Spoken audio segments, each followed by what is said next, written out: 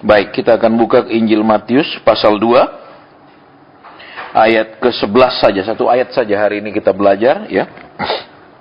Demikian bunyi firman Tuhan. Saya akan cepat, ya. Matius pasal 2 ayat ke-11. Demikian bunyi firman Tuhan. Maka masuklah mereka ke dalam rumah itu dan melihat anak itu bersama Maria ibunya lalu sujud menyembah dia. Mereka pun membuka tempat harta bendanya dan mempersembahkan persembahan kepadanya, yaitu emas, kemenyan dan mur. Sampai di sana saja saudara, ya.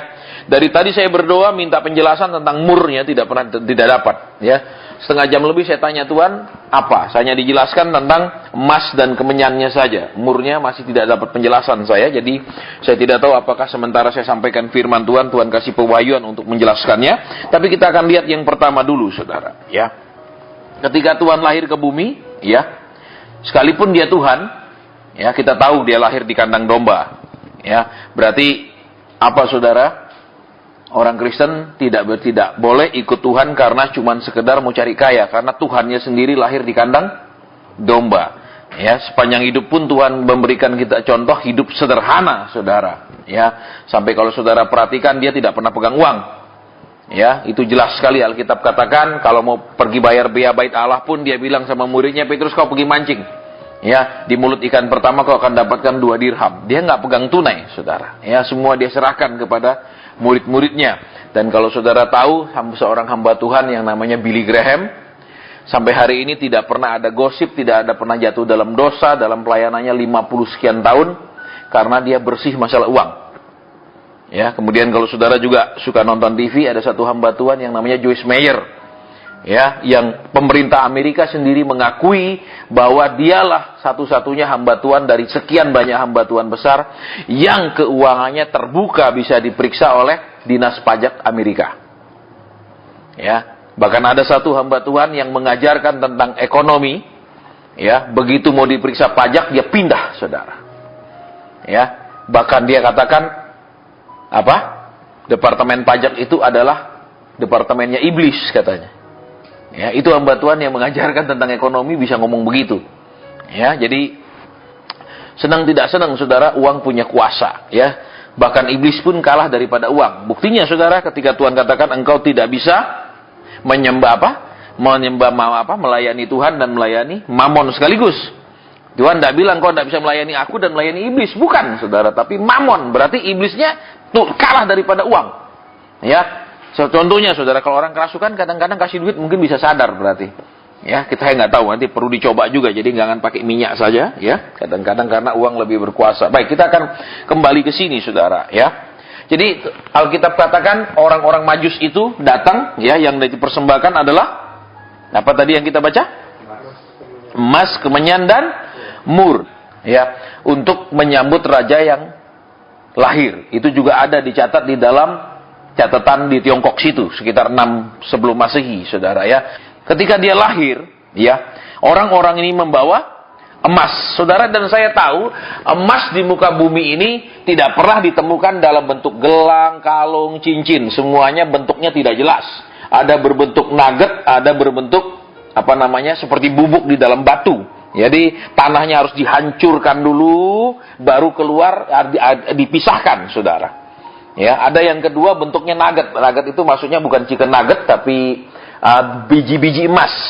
Saya ada bawa di saya punya HP ada contohnya saudara, itu emas yang dari Lombok, itu ada biji-biji tapi itu sudah dilebur. Ya, ini jadi yang pertama kita mau belajar tentang emas dulu. Yang pertama, emas walaupun sangat berharga tidak pernah ditemukan dalam bentuk sudah siap pakai, dalam bentuk jadi. Sekalipun dia mahal, tetapi dia masih selalu berbentuk barang mentah. Ini dulu yang pertama. Berarti apa saudara? Kita sering dengar firman Tuhan katakan engkau berharga di mataku. Bahwa kita ini dikatakan kalau hamba Tuhan mungkin tumpang tangan, engkau berharga. Memang berharga saudara. Tapi ingat, saudara dan saya sekalipun saudara dan saya sudah anak Tuhan, sekalipun saudara dan saya sudah terima keselamatan, ya, tetapi seperti emas itu, ya, berharga tapi yang jelas satu, belum berbentuk.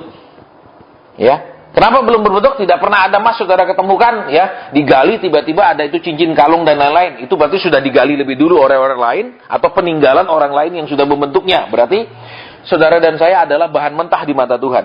Yang harus dimurnikan, ditempa, dan dibentuk supaya berguna. Kita perhatikan dulu. Berarti apa? Sekalipun Tuhan anggap kita berharga, tetapi belum tentu berguna. Sekalipun itu berharga, belum tentu sangat berharga. Ya, nanti akan saya sampaikan. Karena poin yang kedua adalah emas itu tidak pernah ditemukan dalam bentuk yang murni 24 karat di alam bebas. Ya, paling sekitar 22 karat, 22 lebih sedikit, saudara. Tidak pernah emas murni. Tolong diperhatikan.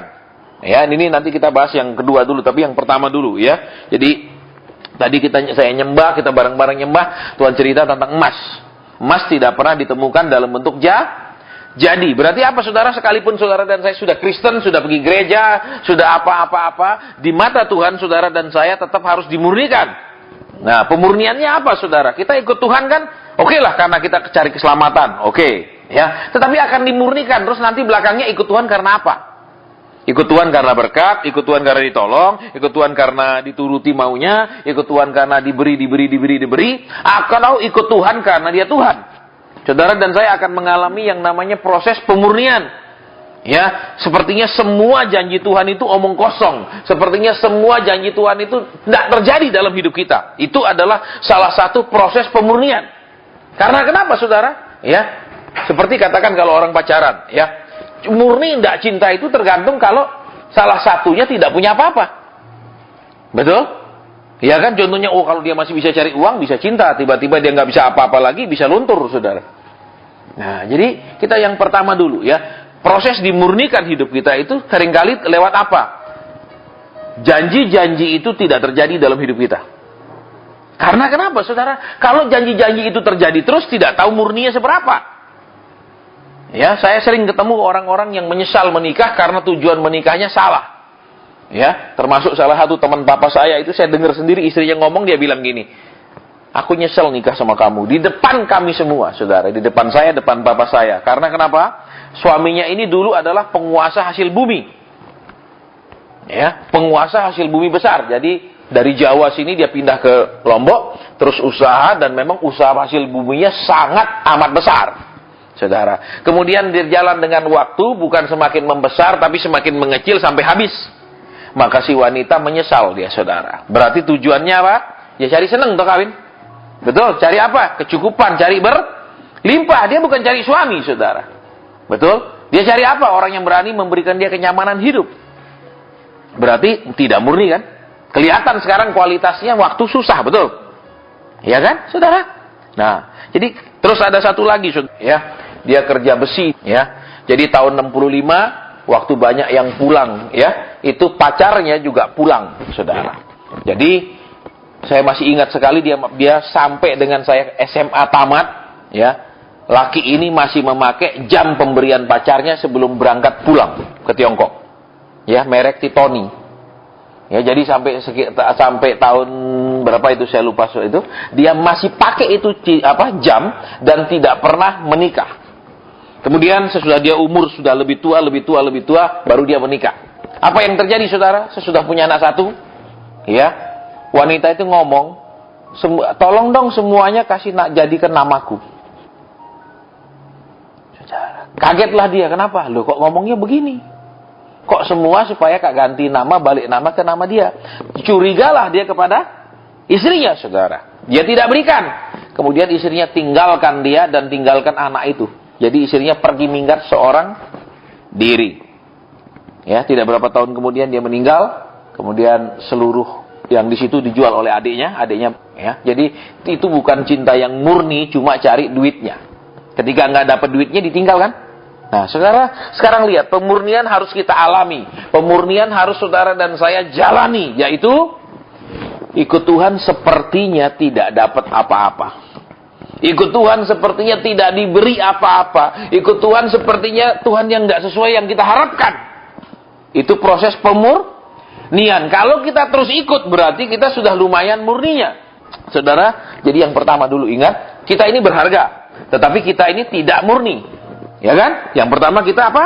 Tadi harus dibentuk. Saudara, ya kan? Karena kenapa?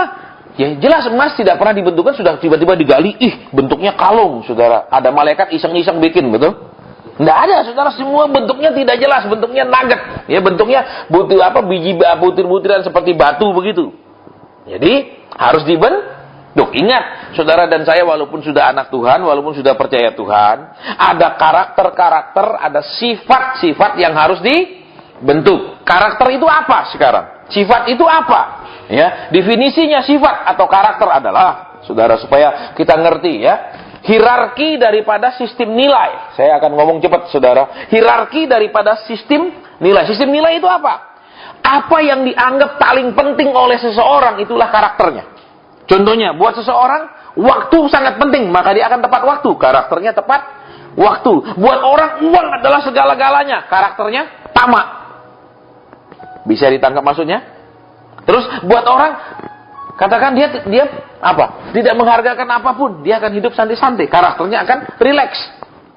Jadi, apa? Hierarki, susunan daripada apa yang dianggap paling berharga dalam hidupnya, kurang berharga, tidak berharga, itu yang namanya karakter. Jadi saudara, karakter tidak ada hubungan dengan, misalnya, tapi Pak, kalau karakter marah apa? Berarti dia menganggap kesabaran tidak ada harganya. Saudara, ya ingat, karakter itu seperti itu definisinya, ya, supaya kita tahu, oh sifatnya begini. Nah, misalnya sifatnya malas, berarti dia tidak punya apa? Cita-cita. Kalau orang malas kan, apalagi dia orang putus asa sehingga dia nggak perlu rajin kan. Jadi lihat saudara, oke, kita akan cepat, saya nggak bahas karena sudah jam segini.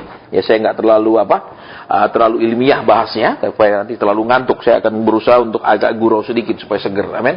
Iya, baik, kita lanjut dulu. Jadi intinya emas walaupun berharga tidak pernah ditemukan dalam bentuk sudah berbentuk. Kedua, tidak pernah ditemukan Nih, berarti apa saudara? Pertama, ketika emas itu ditemukan, dia harus dimurnikan dulu. Saudara, dengan cara apa? Pembakaran. Ya, karena pembakaran yang akan memisahkan dia daripada yang lain-lain, logam-logam lain. Nah, saudara, ketika saudara dan saya, ya, Tuhan temukan, diambil jadi anak, sebenarnya proses pertamanya itu dibakar.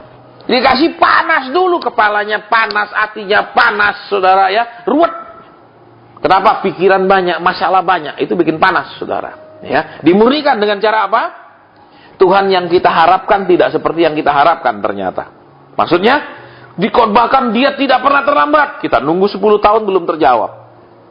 Ya, Tuhan itu memang Alkitab bilang dia tidak pernah terlambat, tapi Alkitab tidak pernah bilang dia serba cepat. Saudara, tolong diperhatikan. Ya, tidak pernah terlambat menurut siapa? Menurut dia, bukan menurut kita. Ya, seringkali orang Kristen ini salah sekali ketika mengerti Tuhan itu tidak pernah terlambat. Terlambatnya menurut Tuhan, bukan menurut kita loh, saudara. Ya, oke. Terus, apalagi, saudara? Dimurnikan. Ya, kenapa perlu dimurnikan? Sekarang kita mau perhatikan dulu. Ya, karena pemurnian itu membuat yang pertama, ya, bobotnya semakin berat. Ya, emas 12 karat sama emas 24 karat, sama dipotong, sama-sama ukuran, sama-sama volume, beratnya tidak sama. Berarti apa, saudara? Saudara dan saya dengan lewat proses pemurnian, lewat proses saudara dan saya ikut Tuhan, tapi menemukan Tuhan tidak seperti yang saudara dan saya mau, ya, bobot iman saudara dan saya akan semakin baik. Artinya, semakin kuat, semakin tertanam.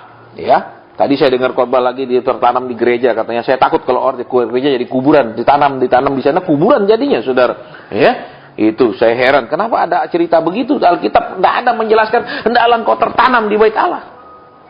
Ya, Daud cuma bilang apa? Lebih baik ada satu hari di rumah Tuhan. Dia tidak di sana terus, dia punya istana, saudara. Betul, kalau tertanam, coba saudara bayangkan kalau tertanam tidak boleh pindah-pindah. Saudara di sana aja Senin, Selasa, Rabu tidak pulang-pulang. Bayangkan apa jadinya tempat itu, betul? Camp pengungsian, betul? Saudara, kadang-kadang orang kalau khotbah tidak pakai otak, saudara. Makanya saya sebagai hamba Tuhan, saya senang kalau yang khotbah-khotbah itu sarjana-sarjana yang pakai otak juga kalau ngomong. Karena kalau nggak pakai otak begini hasilnya, saudara. Ya, disuruh tertanam katanya, saudara. Saudara bisa bayangkan tidak boleh pindah lagi katanya. Salah kenapa, saudara? Ya, kenapa enggak boleh? Kalau saudara lihat orang tanam padi, ya kan? Pertama dari benih ditabur kan? Terus ditunggu sudah kira-kira 1 jengkal, hampir kan dipindah, betul? Kalau nggak dipindah-pindah bisa jadi banyak, tumbuh nggak dia? Bisa jadi banyak nggak? Nggak bisa. Betul, orang tanam kayu jati saudara lihat, dikumpulin dulu kan, jadi demplot. Sudah mulai jadi benih-benih panjang, baru dipisah, ditanam-tanam kan? Betul apa? Nggak dipindah kan? Kalau ditanam di situ-situ terus, kadang-kadang orang kalau khotbah nggak pakai otak, saudara. Makanya saya bilang, aduh ini khotbah kok begini lagi saya ketemu. Ya, pasti khotbahnya di gereja yang tadi itu di radio, saudara. Karena kadang-kadang kalau kita khotbah sudah di gereja, kita udah tidak enak ngantemi. Supaya kenapa? Kalau kita ngantemi nanti tidak diundang lagi. Kalau kita nggak diundang lagi, nggak ada PK. Saudara, jadi orang kadang-kadang kerjasama untuk apa? Menguatkan. Ya, saya pernah cerita sama saudara kan waktu kami pinjam satu gereja Jerman di salah satu kota di Jerman, ya, kami bikin seminar. Apa yang terjadi? Kami nggak ada urusan sama pendeta itu karena cuma pinjam tempat. Kami nggak undang jemaatnya juga. Dia muncul, saudara, sebelum ibadah. Mau ketemu saya, dia bilang, oke, kita ngobrol. Ya, bahasa Inggrisnya cukup bagus. Terus yang saya nggak senang dia ngomong begini. Dia katakan, kalau kita diundang pergi ke satu tempat gereja, kita mesti tanya gembalanya.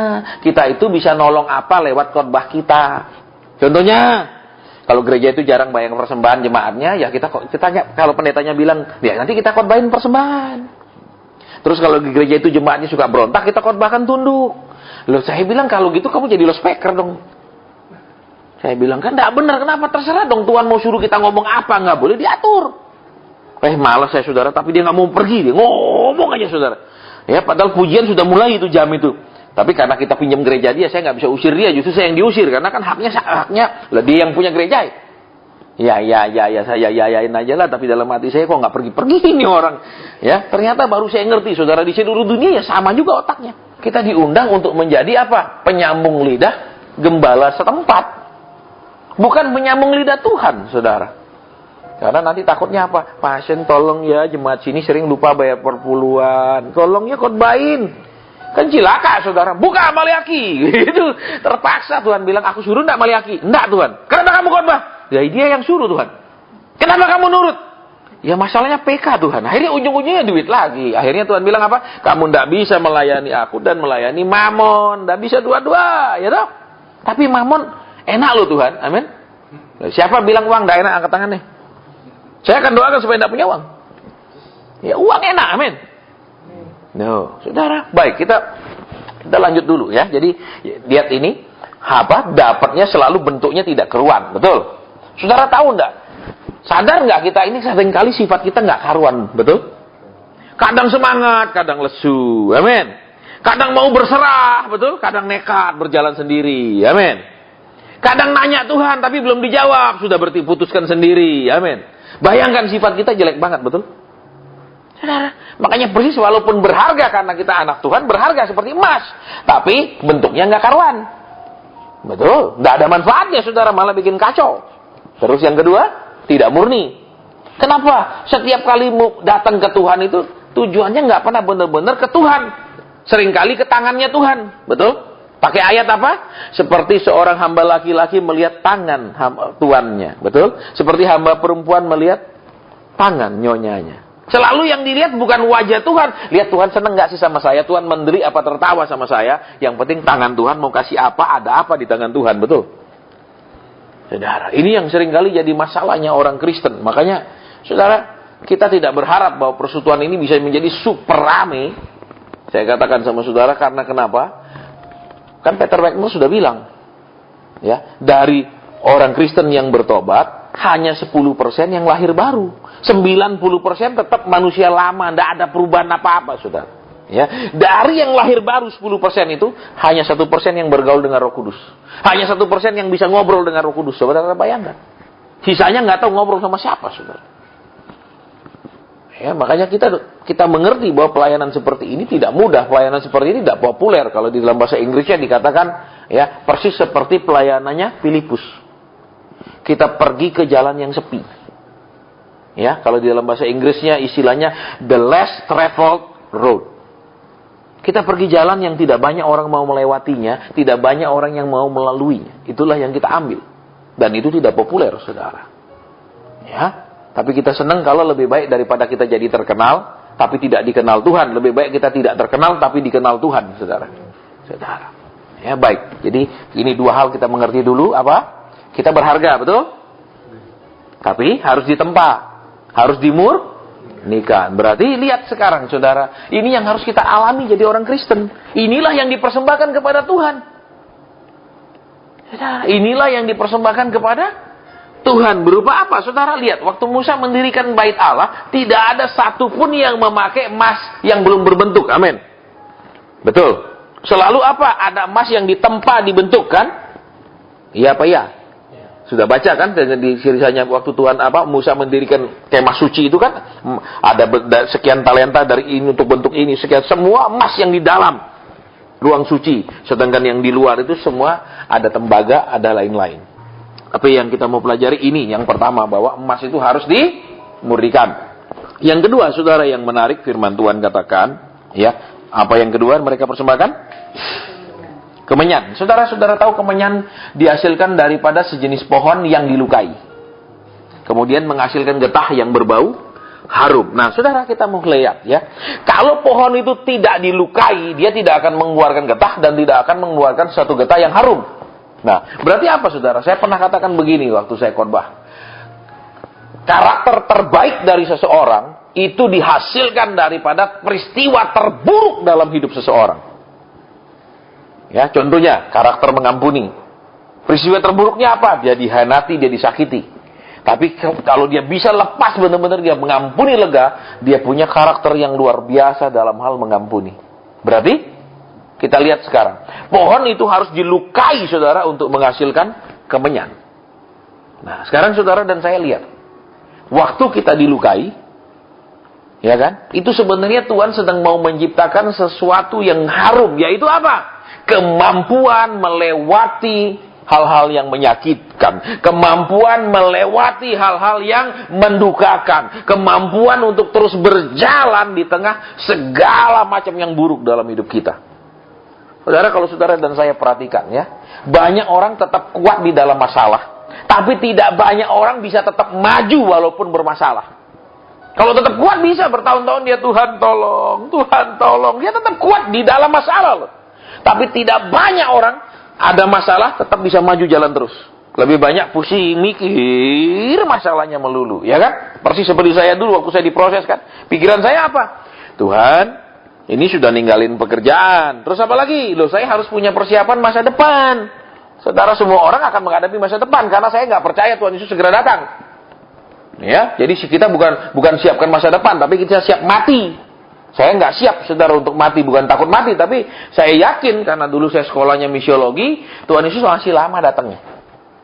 Saya sering sampaikan itu di mana-mana karena kan di seluruh suku bangsa di seluruh bumi ini diperkirakan ada 20.000 suku bangsa dan bahasa. Kalau saudara di Irian pun ada sekitar 700, itu baru di Irian. Ya, di Jawa belum lagi ada Osing kan di Banyuwangi, ada bahasa Jawa, kemudian di Jawa Barat masih terlalu banyak, saudara. Ya. Nah, dari pelajaran misiologi saya dapat ya, di tahun saya sekolah misiologi itu baru ada sekitar 12.000 suku bangsa yang mendengarkan Injil. Sisanya belum pernah dengar sama sekali. Berarti apa, saudara? 2000 tahun baru setengahnya diinjili. Saudara bayangkan, berarti sisa setengahnya perlu berapa lama lagi?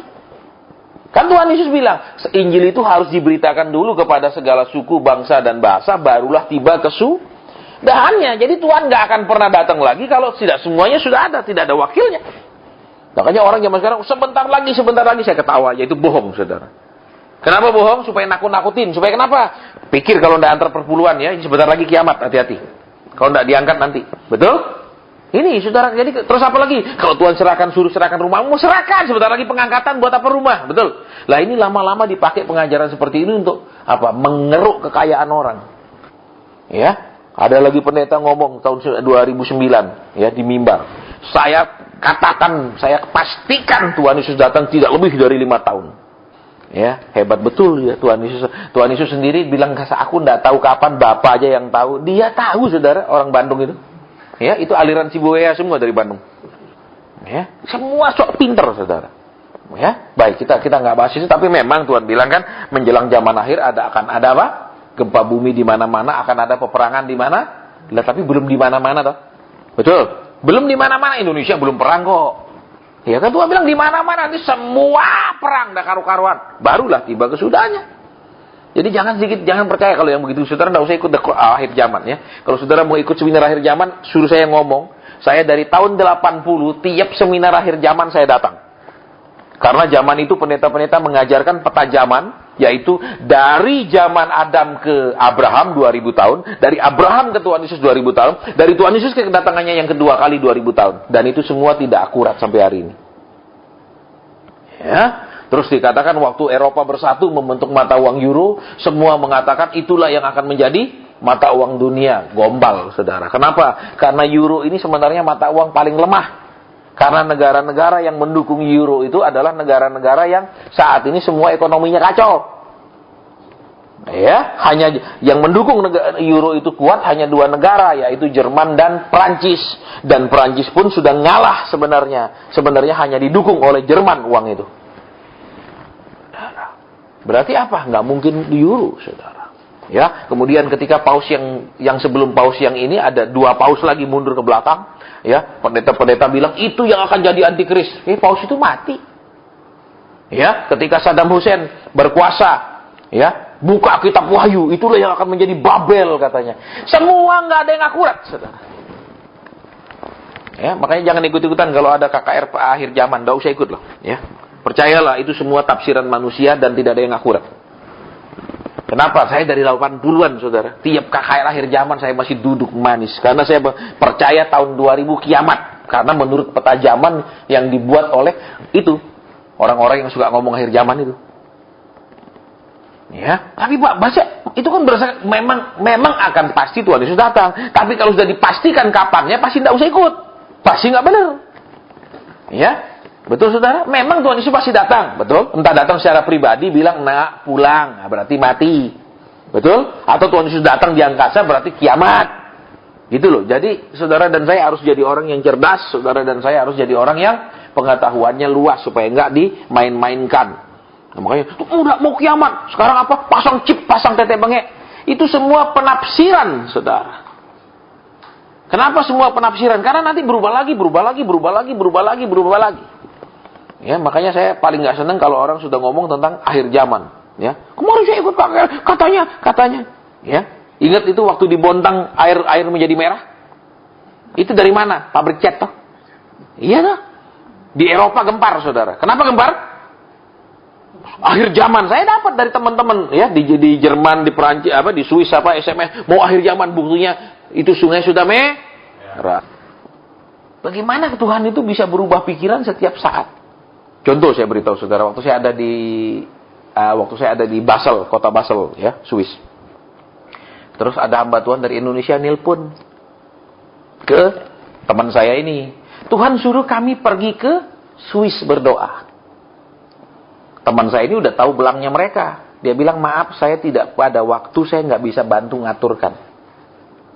Karena teman saya ini yang biasanya ngaturkan kalau mereka datang ke Swiss. Nah, udah dilihat tingkah laku mereka, saudara.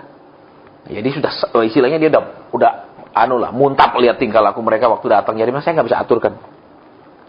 Berapa minggu lagi nelpon lagi. Tuhan bilang kita nggak usah ke Swiss katanya. Masa Tuhan itu bilang suruh pergi, suruh enggak? Karena orang ini nggak bisa ngatur, tiba-tiba dia bilang Tuhan suruh nggak pergi ke Swiss. Kalau orang ini bisa ngatur, datang semua pasti, saudara. Ya, Tuhan itu seperti orang bingung. Saya pikir Tuhan sudah pikun, mungkin betul, bisa lupa. Sebentar bilang iya, pergi, sebentar bilang enggak. Saudara, ini terjadi, kisah nyata. Saya tidak karang-karang, saudara. Ya, karena kenapa? Ini bermasalah ketika orang-orang itu. Makanya akhir zaman Tuhan bilang apa? Mereka akan berusaha untuk menjatuhkan orang-orang pilihan. Yang sudah terpilih loh, saudara. Bukan cuma terpanggil yang akan bisa dijatuhkan. Nah, kita kembali lagi ke sini dulu, ya. Saya lihat banyak sekali yang mengantuk, bahkan banyak yang tertidur, tapi tidak masalah. Ya, kita lanjut. Emas dan kemenyan. Jadi ingat saudara, yang kedua kemenyan. Dia itu hanya dihasilkan lewat pohon yang dilukai. Keluarlah getah.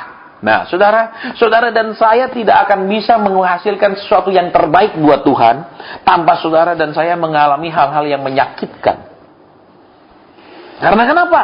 Ya nggak terbentuk. Betul? Saudara, kalau kita, bagaimana orang bisa punya kemampuan mengampuni yang luar biasa? Dia harus mengalami disakiti luar biasa. Ya kan, bagaimana orang bisa punya karakter sabar luar biasa menunggu? Dia harus diproses Tuhan dalam ketidakpastian berlama-lama. Ya kan? Saudara, jadi ini yang saudara dan saya harus mengerti. Kenapa? Jangan bilang, Tuhan, kenapa begini menyakitkan, kenapa keadaan, kenapa orang, kenapa semua tidak menyenangkan. Kita sedang dibentuk Tuhan untuk menghasilkan kemenyan.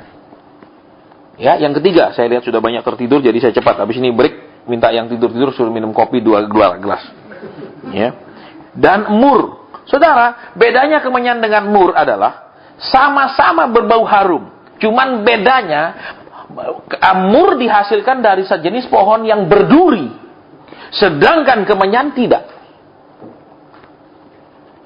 Saudara, jadi apa?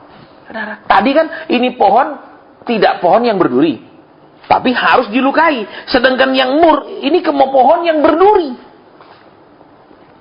Itu pohon harus dilukai. Nah, saudara, seringkali hidup kita berduri ketika kita punya trauma masa lalu. Contoh, kita diperlakukan kasar sama orang. Betul? Kita akan cenderung bersikap kasar. Tetapi pohon yang menghasilkan mur, itu pohonnya berduri semua. Nah, berarti apa? Untuk mendapatkan itu mur, itu pohon harus dikupas juga. Minimal ada duri-duri yang harus dikelentek. Ya, dibersihkan. Nah, saudara lihat sekarang. Kita banyak punya duri misalnya. Kecewa tentang orang tua. Kita punya duri mungkin kecewa tentang macam-macam. Ya, tentang pendidikan, tentang mungkin pacar masa lalu. Itu kan menjadi duri di dalam daging, dalam hidup kita. Itu harus dibersihkan.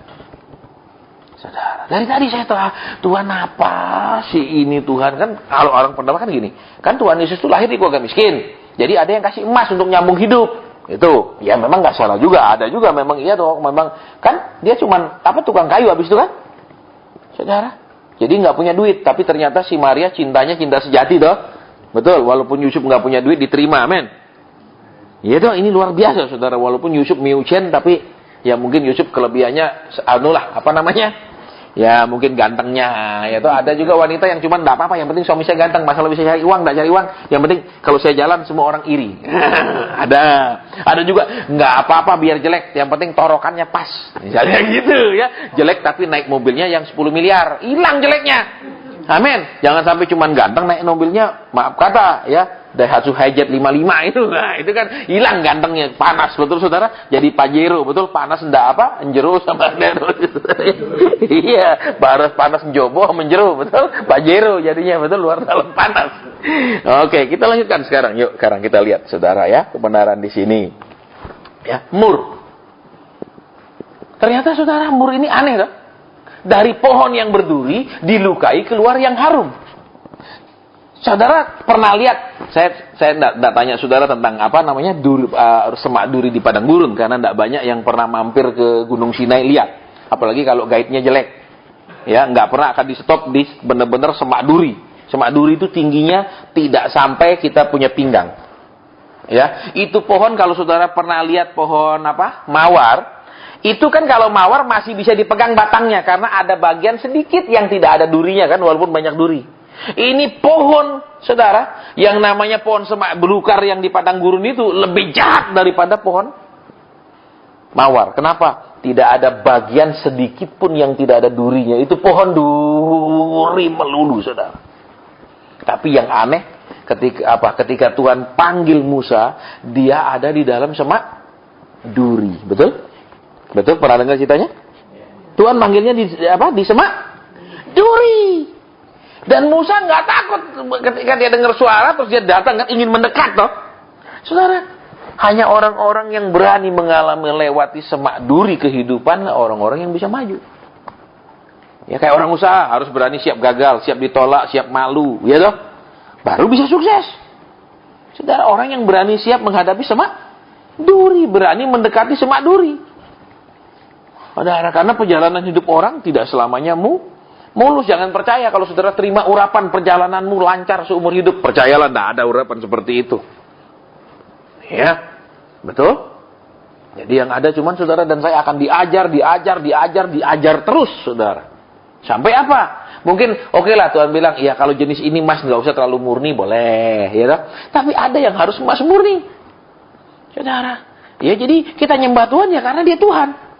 Bukan karena lain-lain. Ingat yang pernah saya sampaikan beberapa bulan lalu, ya kan? Tuhan bilang apa? Waktu dia sampaikan ke Musa, tanya dia kan, Tuhan siapa namamu? Nanti kalau ditanya sama orang Israel, siapa? Tuhan bilang, I am that I am. Akulah aku. Dia tidak bilang, akulah penolong, akulah pelepas, akulah penyelamat. Tidak, dia bilang, akulah aku. Itulah pengenalan yang tertinggi. Berarti kita datang ke Tuhan bukan karena dia tolong, dia apa, karena memang dia Tuhan. Saudara, nanti saudara akan masuk ke level itu, ya. Jadi apa? Nggak lagi ngurusin masalah duit, masalah upah dan lain-lain. Kalau sudah, Tuhan tolong dong, engkau kan pemberi. Mulai. Tuhan bilang, akulah aku nak, tapi engkau pemberi. Betul? Tuhan bilang, kau kenal aku sebagai akulah aku. Itu pengenalan yang tertinggi, saudara. Makanya Musa itu kalau ngomong sama Tuhan, seperti Tuhan bilang apa? Berhadapan muka. Saudara. Baik, kita akan lanjutkan sedikit. Yuk, sekarang. Ya, persembahannya itu emas, kemenyan, dan mur. Jadi, saudara, kita perhatikan sini. Harta bendanya, saudara lihat. Mereka pun membuka tempat harta bendanya. Loh, aneh, saudara. Ya, kenapa di sana nggak ada peraknya, toh? Betul? Loh kan Alkitab selalu bilang ada emas, perak, tembaga dan lain-lain. Kenapa? Saya sendiri nggak tahu, saudara. Tanya orang sekolah teologi S20 pun dia nggak tahu, saudara. Jangan S3, ya. S5 pun kayak Samsung nggak tahu pasti. Ya, baik. Jadi kembali di sini, ya. Tuhan mau kita mempersembahkan seperti orang Majus itu. Lihat, orang Majus kalau dibanding dengan ahli Taurat, dibanding dengan orang Israel, itu langit dan bumi. Kenapa?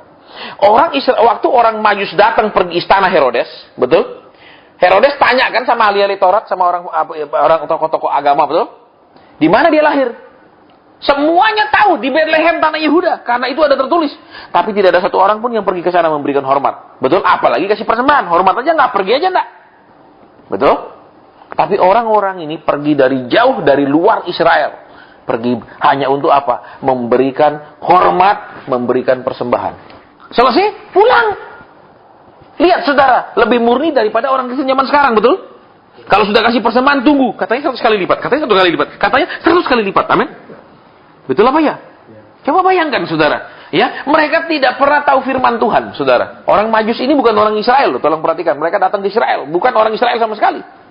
Lihat, murni. Saudara, kasih, sudah, dadah, pulang. Kalau kita kasih, nungguin, Tuhan. Sudah terima loh, ya mana? Perlipat gandaan. Mana? Tuhan bilang yang terima siapa? Ya kan sudah diserahkan. Siapa yang terima? Kau lihat tanganku ngambil? Enggak Tuhan. Siapa yang ngambil? Ya bendahara. Terus siapa yang ngambil lagi?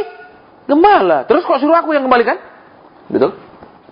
Loh, kalau kita ngomong jujur, saudara, saya keras ngomongnya, ya. Lebih baik kita hidup apa? Biarlah dia menjadi pisaunya dalam hidup kita. Betul? Kita jadi kemenyannya, amin. Itu. Saudara. Jadi kita mau lihat kembali di sini apa? Dua hal yang dipakai ini pun saudara, ya, kemenyan dan mur ini, saudara, yang aneh apa kalau kita perhatikan? Kemenyan walaupun dia sudah berbau harum, tetapi kalau dia tidak dibakar, dia tidak mengeluarkan harumnya yang sebenar-benarnya. Ya, seperti parfum, saudara. Parfum mesti dikasih alkohol sedikit. Kalau tidak dikasih alkohol sedikit, dia nggak akan keluar baunya. Ya, makanya ada yang namanya bibit parfum. Makanya saudara, kalau belajar parfum sedikit, ya, parfum itu ada macam-macam. Ada namanya eau de cologne, ada namanya eau de toilette, ada namanya eau de parfum. Ya, itu apa? Sesuai dengan tingkatan daripada jumlah parfumnya dibanding dengan jumlah alkoholnya. Ya, nanti kapan-kapan kita tur pergi Paris, saya kasih tahu di Champs-Élysées, ya. Ini namanya ini, berarti kalau ini sekian persen alkoholnya. Kalau ini namanya eau de parfum, sekian persen alkoholnya. Supaya tahu. Saudara. Ya, karena paling terkenal itu di Paris, saudara, di daerah Champs-Élysées itu, ya. Jadi mau mengarah ke apa namanya? Mau mengarah ke Arc de Triomphe itu loh. Jadi Napoleon punya apa? Itu apa namanya? Monumen kemenangan, mau mengarah ke situ. Nah, itu toko parfumnya sebelah kanan jalan, saudara. Kalau sebelah kiri jalannya itu kantornya LV, Louis Vuitton. Ya, nanti kapan-kapan kita jalan-jalan ke Paris, amin. Ya toh, jangan cuman kemana tiap hari? Lu, saya ke Singapura of Surabaya. Loh, ini kan Singapura of Surabaya, Citraland, amin. Tapi ini bukan Singapura, amin. Ya kan, ini Singapura of Surabaya. Ya, oke, baik, kita lanjutkan sedikit ya. Kalau enggak ngantuknya susah sih. Ya, saudara. Jadi kembali kalau saudara dan saya lihat, Tuhan mau di apa? Sesudah dipersembahkan mereka pergi, amin. Pergi kan? Enggak nunggu-nunggu, amin. Saudara. Kalah kan murninya orang Israel dan murninya orang Kristen dengan orang Majus. Betul? Betul? Sudah terima pengajaran firman nggak orang Majus? Nggak tahu. Cuman dia lihat tanda alam. Betul? Ada bintang berarti di situ akan ada raja. Dia ikuti itu kemana? Di situ raja itu lahir. Itu kok. Nggak ngerti apa-apa, tapi hidup murni, saudara. Kita ngerti, tapi bulusnya banyak. Betul? Tiap kasih persembahan misalnya, Tuhan ingat loh ya jumlahnya sekian, 100 kali ganda janjimu. Amin. Saudara, tidak salah kalau saudara dan saya menabur mengharapkan kembali. Tapi Tuhan bilang apa? Kalau engkau dan saya petani, engkau menabur, engkau berharap itu kembali. Dan tidak ada seorang pun di sini petani. Amin. Jadi jangan mengharap. Berilah dengan tulus. Saudara belajar seperti Daud. Betul? Dia siapkan semua untuk membangun bait Allah. Sedangkan anaknya Salomo sudah dipersiapkan gitu banyak. Dia peras lagi rakyatnya kerja keras. Itu beda karakter, saudara. Orang yang sudah dibentuk sama Tuhan dengan orang yang tidak dibentuk sama Tuhan. Sama-sama hidup benar, tapi satu lewat diproses Tuhan, satu lewat warisan karena papa. Jadi, tolong perhatikan ya. Sekalipun siapapun bapak rohani saudara, ya, kalau saudara dan saya tidak diproses oleh Tuhan sendiri, kita akan lahir cuma jadi Salomo. Memang berkenan sama Tuhan juga, karena kita punya bapak rohani, kita jadi anak rohani. Tapi kita tidak melewati proses. Saudara, Daud nggak pernah menyusahkan rakyatnya. Betul? Malah setiap ada masalah diserang, dia selalu memberi kemenangan, kelegaan kepada rakyat. Betul? Kalau Salomo nggak pernah pergi perang. Kerjanya ngapain? Ngumpulin cewek melulu, saudara. Ya, pokok di mana cantik dia ambil jadi gundik. Sampai dikatakan apa? Istrinya 300, gundik 700, 1000. Luar biasa ini, saudara. Ya. Padahal itu kita kan tahu, cuman kesenangan mata, betul? Lapar mata, amin. Loh, ya apa enggak? Tak mungkin 1000 itu, saudara, betul? Ya apa tidak?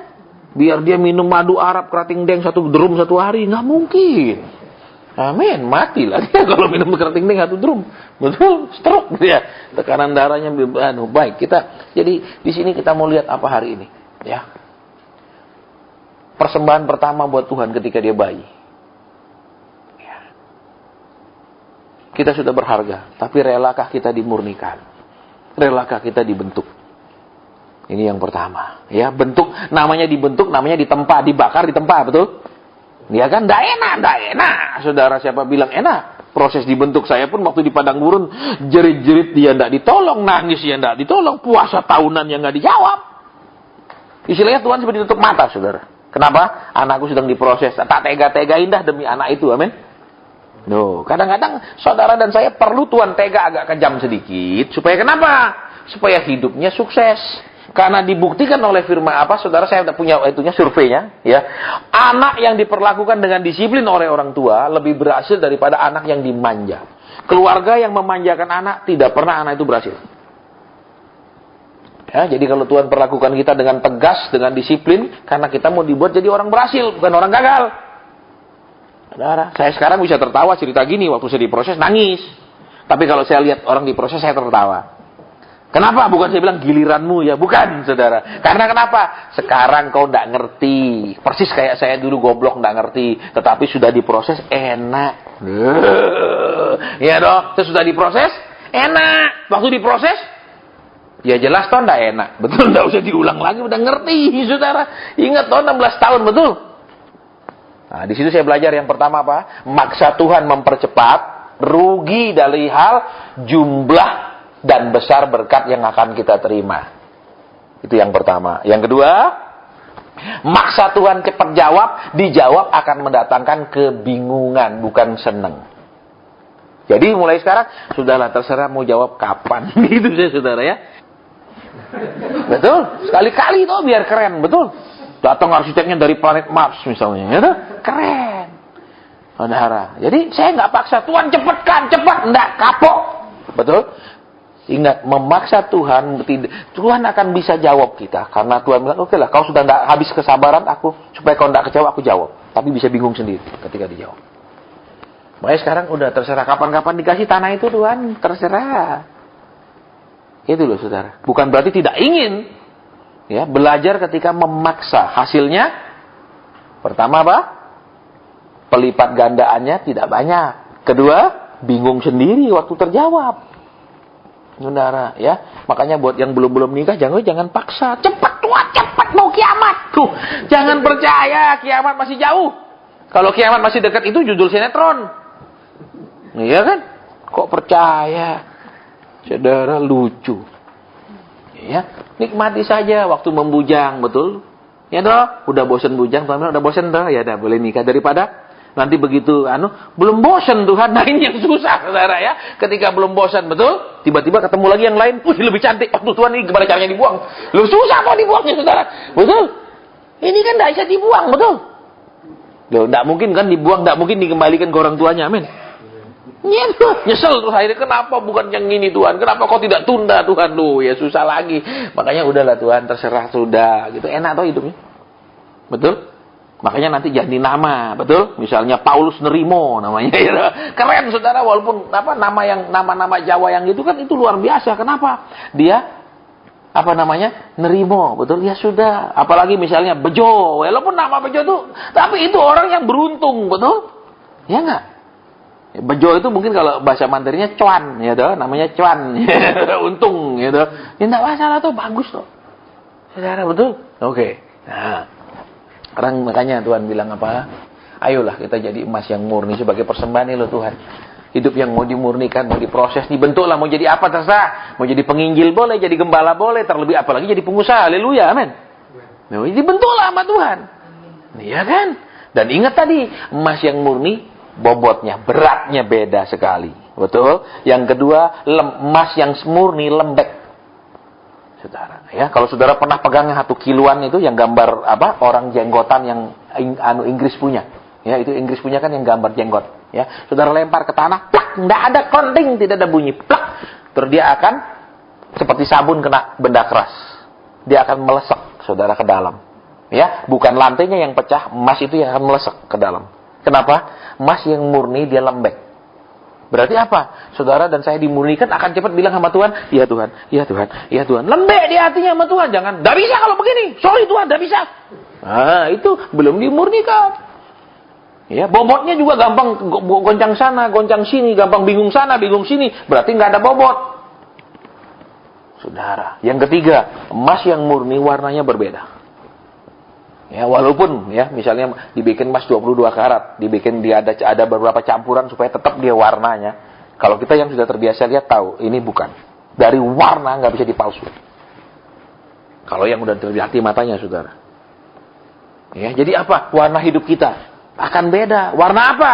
Bukan sombongnya yang keluar, angkuhnya yang keluar, tapi misalnya saudara-saudara, ini karena Tuhan.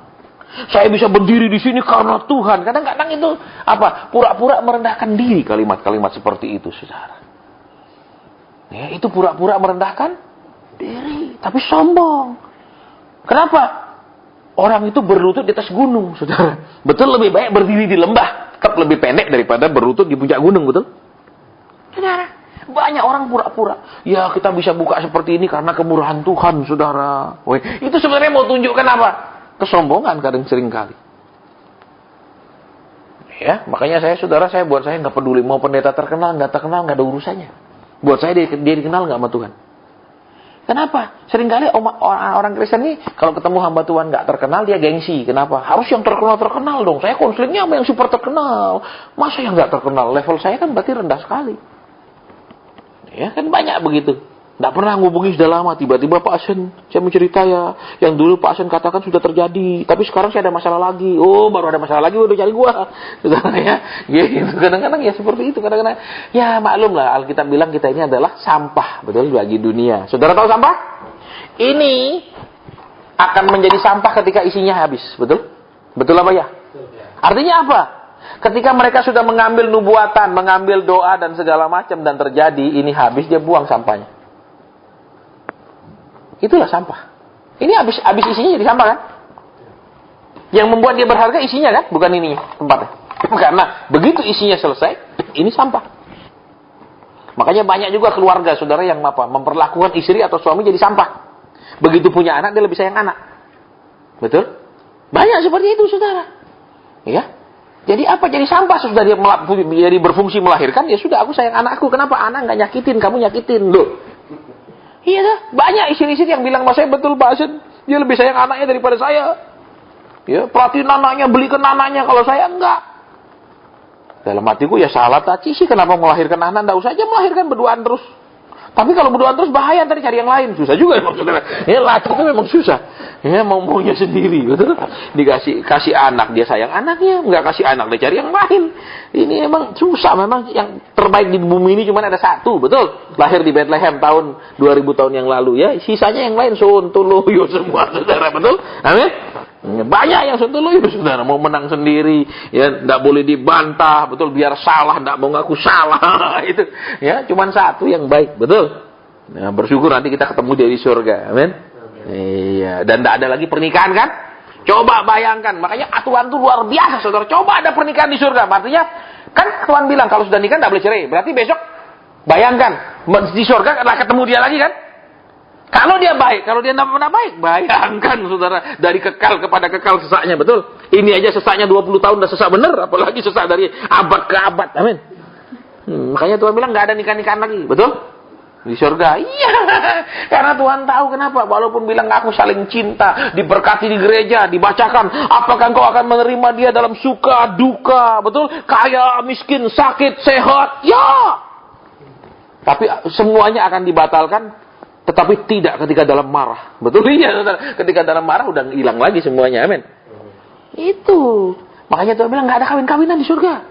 Pegel, kenapa? Pura-pura banyakan, betul. Cinta, ngakunya berantem melulu. Katanya cinta, adakah cinta menyakiti? Ini kan gitu, saudara, betul.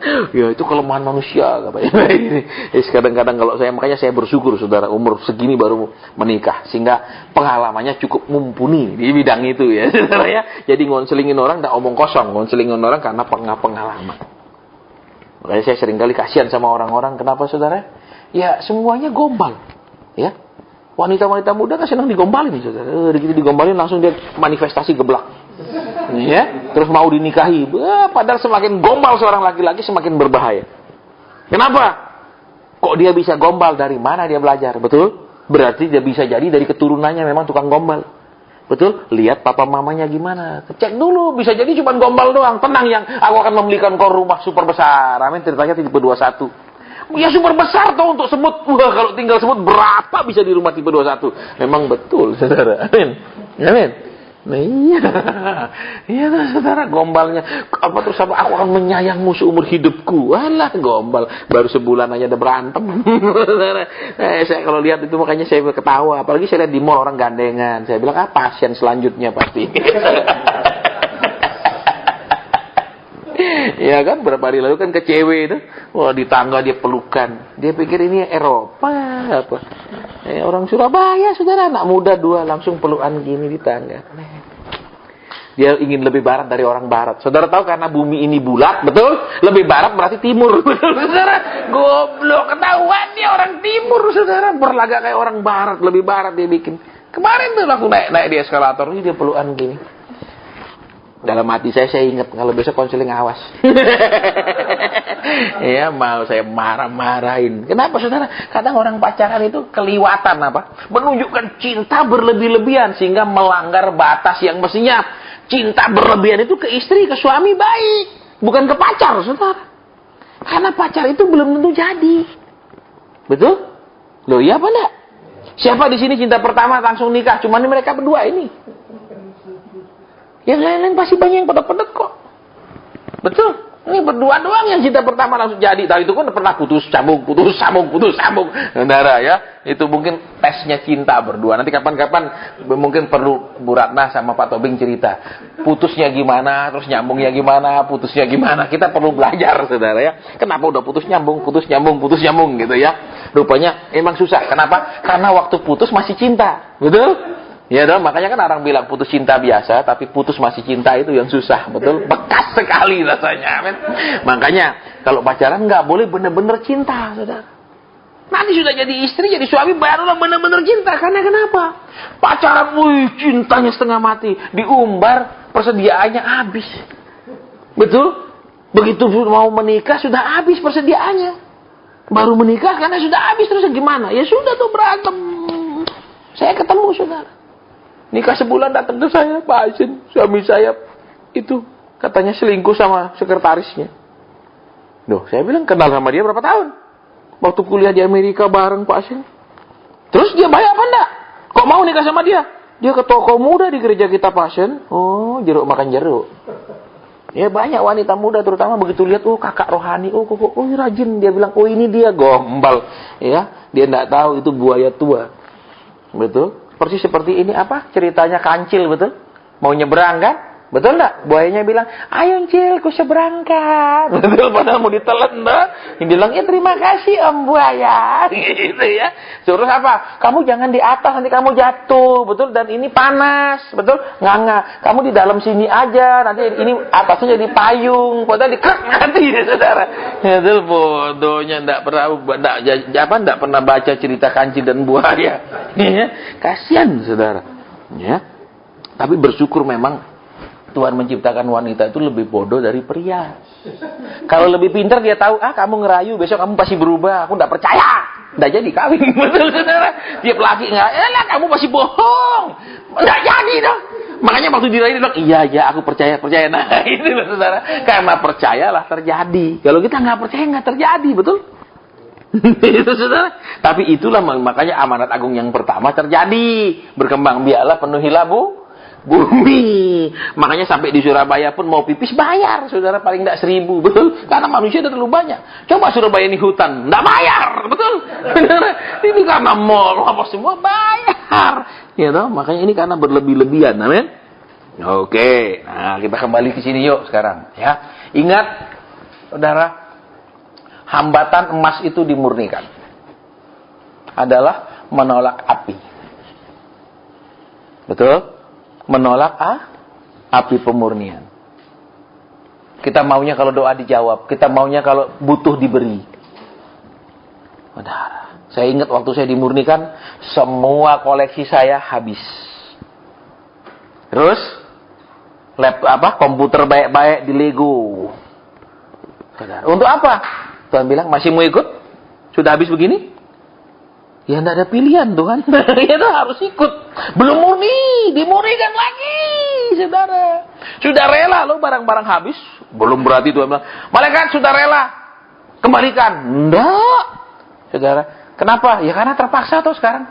Kalau dulu, ya sudahlah rela. Terus sekarang, piye? Karena enggak ada apa-apa. Justru semakin bergantung ke Tuhan, Tuhan enggak bisa lari. Iya sudah Tuhan, tapi bilang, ya aku tahu kau ikut aku karena enggak ada pilihan. Bukan karena kau memilih ikut aku, tapi karena tidak ada pilihan. Dimurnikan lagi, saudara, ya toh?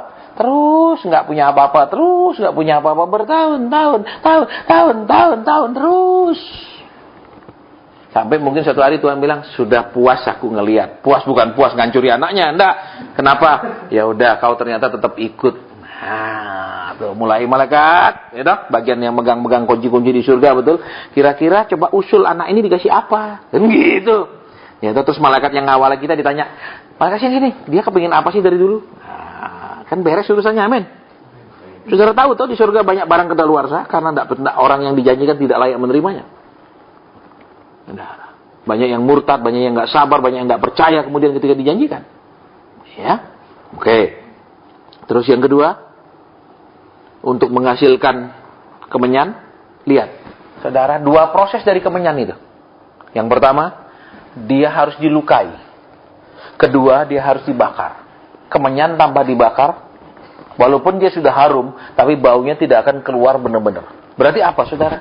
Saudara dan saya sudah dilukai, harus juga dipenuhi dengan Roh Kudus, dibakar dengan geloranya Roh Kudus, dibakar dengan apinya Roh. Bisa? Masih ingat kan cerita saya waktu saya bilang, Tuhan, orang lahir sendiri-sendiri, orang hidup sendiri-sendiri, mati sendiri-sendiri, ngapain urus orang? Ya, kenapa saya berprinsip seperti itu, saudara? Karena kan saya anak tertolak, ya kan? Jadi saya bilang, ngapain urus orang lah? Kenapa saya berkata gitu? Karena saya kan nggak orang yang punya luka batin. Sehingga saya bilang, enggak lah Tuhan, kita nggak usah, jangan suruh saya ngurus orang. Ternyata saya disuruh ngurus orang. Berarti apa? Sekalipun saya sudah bisa mengampuni, sekalipun ya waktu nenek saya belum mati pun saya peluk dia, waktu dia sakit, saya sudah beres kan? Tapi saya kan belum beres di mata Tuhan. Kenapa? belum ada api rohnya kan. Kemenyan sudah jadi, sudah dilukai dan menghasilkan, sudah bisa ngampuni, sudah bisa, tetapi belum dibakar. Saudara, sekarang harus dibakar. Iya kan? Dengan api roh untuk apa? Bukan hanya mengampuni, bukan hanya melupakan masa lalu, bisa melayani, bisa mengasihi orang kan? Begitu, seperti itulah yang dibakar. Saudara, terus yang ketiga tadi mur. Ya. Saudara tahu mur ini saya belum jelas sekali, tapi mur ini sepertinya cuma ditaruh begitu saja. Saya nggak tahu ini dibakar tidak, karena yang dibakar selalu kemenyan. Ya, tetapi yang jelas ini menghasilkan bau yang sangat harum tanpa perlu dibakar. Tetapi dia datang dari pohon yang berduri. Jadi semua kita pasti ada durinya, saudara. Ya, mungkin ada duri kecewanya, traumanya, sifat genetiknya mungkin kasar dan lain-lain. Semua kita berduri. Ya, apa Tuhan tidak tahu saya ini punya masalah? Apa Tuhan tidak tahu saya punya beban? Justru ketika ada duri, Tuhan mau melukainya kembali untuk mengeluarkan mur. Jadi jangan bilang, saya sudah susah dari kecil Tuhan, masa sekarang susah lagi? Nah, berarti itu nggak mau dikeluarkan dia punya mur. Nah, jadi sekarang jelas. Ya, lewat khotbah yang singkat ini kita tahu, ya, inilah persembahan yang dibawa. 3 jenis persembahan. Padahal banyak persembahan lain, kambing, domba dan lain-lain. Tapi ini yang mereka persembahkan kepada Yesus. Inilah persembahan pertama yang Yesus terima ketika dia lahir ke bumi. Nah, sekarang maukah kita jadi seperti ketiga persembahan ini di hadapan Tuhan? Tidak mudah, tidak mudah. Saudara, sakit. Ya, tidak menyenangkan. Tapi satu kata yang saudara dan saya ingat. Jalan Tuhan adalah jalan aman sekalipun tidak nyaman. Ya, lebih baik pilih jalan yang tidak nyaman tapi aman daripada jalan nyaman tapi tidak aman. Tinggal saudara pilih. Ya. Mungkin sama ikut Tuhan ada tidak nyamannya, tapi aman, kita akan terpelihara, kita akan terjaga. Ya, di dalam kemurahan Tuhan. Daripada kelihatannya nyaman, suatu hari habis semua dan tidak ada apa-apa lagi. Ya kan? Berarti apa? Nyaman atau aman. Tidak ada nyaman dan aman. Tidak ada. Jadi hari ini kita sudah belajar kebenaran firman ini. Ya. Kiranya kita bisa memberikan persembahan yang seperti orang-orang Majus ini kepada Tuhan. Ingat, mereka membawanya dari perjalanan yang sangat amat jauh. Untuk membengantar lu sangat jauh, saudara. Betul, bukan untuk nerima. Kalau nerima sangat jauh, semua orang mau, amin. Loh, ini untuk memberi lo, saudara, coba bayangkan. Kalau dibilang, tolong ya berangkat ke Jakarta, mau dikasih emas 1 kilo, semua kita akan berangkat. Betul, gampang. Kenapa? Jakarta cuma berapa ratus ribu, terimanya 1 kilo. Betul, 500 sekian juta. Enggak apa-apa. Atau ke Singapura lah, terima 1 kilo, masih cuan kok. Tapi coba, apa yang engkau punya, kamu antar ya pergi Jakarta. Loh, sudah mau ngasih, bayar tiket sendiri lagi. Saudara perhatikan di sini. Ya, ada hal yang luar biasa dari orang Majus ini. Mereka mau memberi loh, mereka jalan begitu jauh. Betul? Kita aja mau pergi ibadah, mau menerima berkat lo dalam ibadah itu, dekat aja udah malas. Betul? Saudara, betapa bedanya kita. Makanya saudara, inilah orang-orang yang dilayakkan untuk pertama kali menyembah bayi Yesus. Saudara. Jadi, kalau saudara dan saya mau penyembahan saudara dan saya diterima, karakter masih seperti orang Majus. Ya kan? Terus jenis persembahannya seperti orang Majus. Saudara, nangis saya saudara ketika saya diberitahu Roh Kudus ya di tahta itu sedikit. Kenapa? Karena Roh Kudus bilang begini. Mestinya kan dia layak menerima segala-galanya. Mestinya dia layak bahkan apapun yang seluruh umat manusia ucapkan syukur. Belum cukup untuk apa? Menyatakan kebaikannya yang begitu luar biasa, keagungannya. Tapi ini coba. Begitu sedikit naik Tuhan, Roh Kudus bilang, nangis ya Tuhan, ampuni kami. Saya katakan, ampuni kami kurang sekali dalam menyembah. Lihat di sini hari ini kita belajar. Dia mau membawa aja susah sekali jalannya pergi pengorbanan, betul? Kita mau menerima aja malas, betul? Kedua, dia beri, dia pergi, dia tidak tunggu. Perlipat gandaan. Kemurnian pemberian. Saudara, saya paling sering menerima pemberian yang sama sekali tidak murni. Saya pernah cerita sama saudara kan?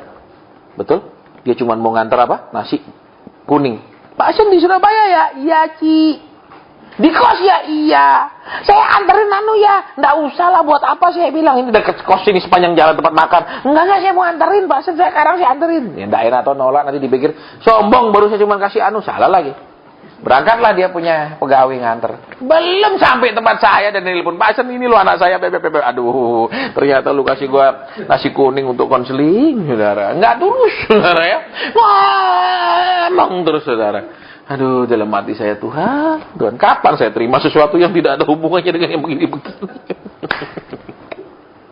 Ya namanya hamba, saudara, terima upah hanya kalau kerja. Gitu loh, saudara. Ya sudahlah, mengerti, jangan komplain, amin. Itu ya, baik. Jadi sekarang kita udah belajar banyak ya, kita akan break, amin. Ya, ini sudah 3:30 ya, betul. Jam 4 lebih lah, jam 4:15 kita mulai menyembah, ya kan? Masih cukup waktu kan? Berarti nanti jam 3:30 berarti 45 menit kita istirahat ya, sampai 4:15 kita mulai lagi.